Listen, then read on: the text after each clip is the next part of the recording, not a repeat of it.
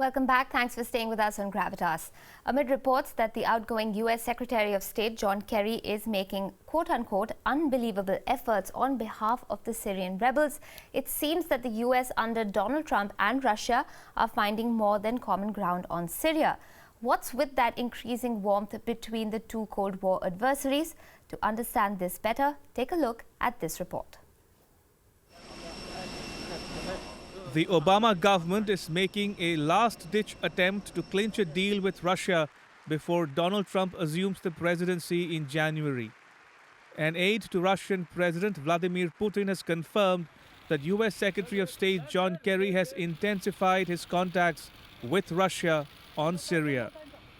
Apparently, the American concern is that Trump will side with Putin to target not only the Islamic State but also the Syrian opposition, who were armed by the US and its Arab allies. For his part, Putin has confirmed that he is willing to work with Trump. We understand this won't be an easy path, but we're ready to play our part in it and do everything to return Russia-US relations to a stable course of development. This would be good for both the Russian and American people and have a positive impact on the climate of world affairs, taking into account the special responsibility of Russia and the US in keeping global stability and security. Recently, Trump told a US daily that I've had an opposite view of many people regarding Syria. My attitude was, you're fighting Syria, Syria is fighting ISIS, and you have to get rid of ISIS. Trump went on to say that while he did not like Mr. Assad at all, seeing him remain in power is the best way to bring normalcy to the region. For his part, Assad has described Trump as a natural ally, but had a word of caution. Of course, I would say this is promising, but can he deliver? Can he go in that regard? What about the countervailing forces within the administration, the media, the mainstream media that were against him? How can he deal with it? That's why, for us, it's still dubious. If he's going to fight the terrorists, of course, we're going to be ally, natural ally in that regard, with the Russians, with the Iranians, with many other countries who wanted to defeat the terrorists. According to another US newspaper report, Kerry's strategy is threefold. One, to narrow the focus of the negotiations to cover Aleppo only. Two, to broaden the format to include Saudi Arabia, Qatar, Turkey, and Iran.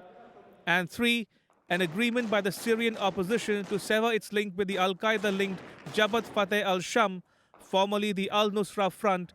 In exchange, the Assad regime and Russia would end the siege of Aleppo and allow aid to flow. Bureau Report, WION. Our international correspondent Daniele Pagani joins us from Iraq for more right now on that story. Daniele, thanks for joining in on the conversation. Now, Donald Trump has repeatedly declared interest in getting along with Russia to defeat Islamic State. But what exactly does this mean for the Syrian civil war scenario?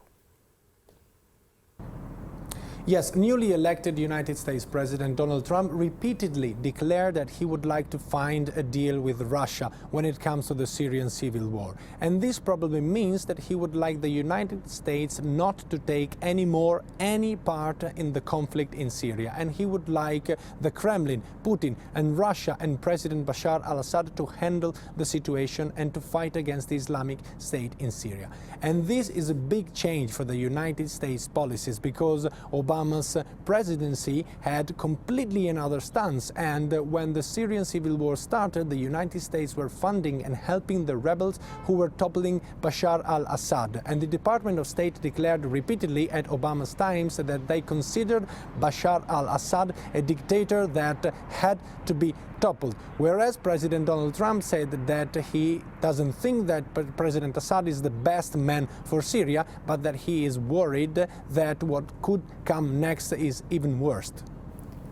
Right, Daniela, you've been there and you've been watching everything. And 1 month ago, we know that Kurdish fighters declared the beginning of a campaign to reconquer Raqqa, which is, of course, the capital city. With US support, is Trump likely to follow up on that decision?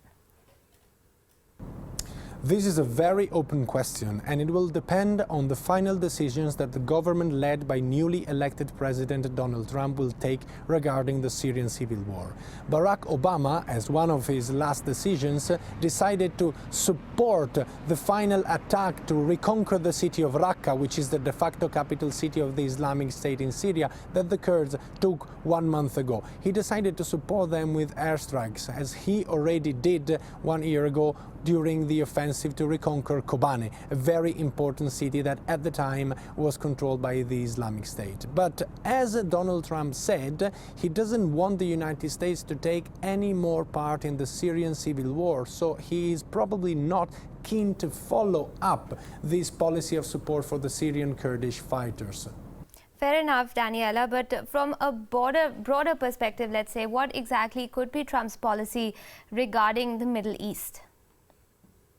When it comes to the whole area of the Middle East, we are most likely to witness in the coming year probably a more and more isolationist policy of the United States of America. Newly elected President Donald Trump has repeatedly said that his troops will not take any more part in any battle within Syria. He must bring to an end the commitment that the United States made regarding Iraq, where they are right now currently leading a coalition of more than 12 countries in attacking the city of Mosul, the last stronghold of the Islamic State in Iraq. He repeatedly also said that he would like to be the man capable to find a final peaceful solution for the conflict between Israel and Palestine. What he said repeatedly is that time has come for the United States to stop thinking about building new nations or toppling presidents in the Middle East and looking after their business and the peace of the area. All right, Daniele Pagani, thanks so much for joining in on the conversation with those details. We really appreciate it and everything else you've done for us a while there. We are also joined right now by Jonathan Landay, national security correspondent, Thomson Reuters. Jonathan, thanks for joining in again on the conversation. It seems like the Donald Trump administration might be closer to Russia than any other previous administration has ever been, especially when it comes to the issue of Syria. Let's have your thoughts on that. Frankly, I don't think we really know at this point what the Donald Trump administration will do when it comes to Syria. Trump has said, yes, that he would like to cooperate more closely with Russia when it comes to attacking the Islamic State. But the fact is, we still don't know what his overall policy towards Syria would be. He has indicated that he might end American support for the moderate rebels in Syria. But again, we're not clear exactly what he will do. There are people who he has been consulting and people who are in line for possible jobs within his administration who take a completely diametrically opposed position to Syria and Russia than Mr. Trump has indicated he would. There are people who he has been consulting. Some of his candidates for senior national security posts have been extremely critical of Russia when it comes to Ukraine, when it comes to the fact that Russia has been not attacking the Islamic State in Syria, but virtually every single one of its airstrikes have been launched against the moderate opposition backed by the United States, Turkey, and the Gulf Arab nations. Right. If the United States, Right. Jonathan, you've maintained earlier, of course, as well, that Obama's not a Trump is not a one-man army, and there are checks and balances in place in the U.S. administration. And you're pointing out that there are people that he's indicated are going to be on his team, which are opposed to what, Trump and perhaps Russia's plan is towards Syria. Keeping that in mind, is the Kerry and therefore the Obama administration's push to save Syrian rebels actually going to work? We don't even know if this report in the Washington Post of yesterday was actually accurate. As far as we know, this report talked about, and it was an opinion column, talked about the fact that John Kerry has been working extremely diligently with his Russian counterpart, Sergei Lavrov, to try and secure some kind of ceasefire in Aleppo. But the fact, and it talked about them having conversations at least twice a week. The fact is, though, that according to the State Department, Lavrov and Kerry has not spoken to Lavrov since November 22nd. And the fact is that there's no reason to think that at this point that either Russia or Syria, especially the regime of Bashar al-Assad, will have any interest at all in agreeing to a ceasefire, given the advances that the Syrian army and its supporters, including Hezbollah, Iranian IRGC, and other militias, Iraqi militiamen, have made in Aleppo over the last several days.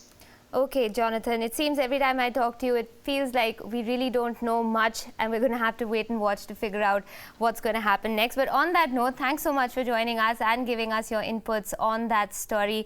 We will, of course, continue to track it on WION. But on that note, we are going to wrap up this edition of Gravitas. Thanks so much for joining us. News and updates continue on the other side of this short break. Bye-bye.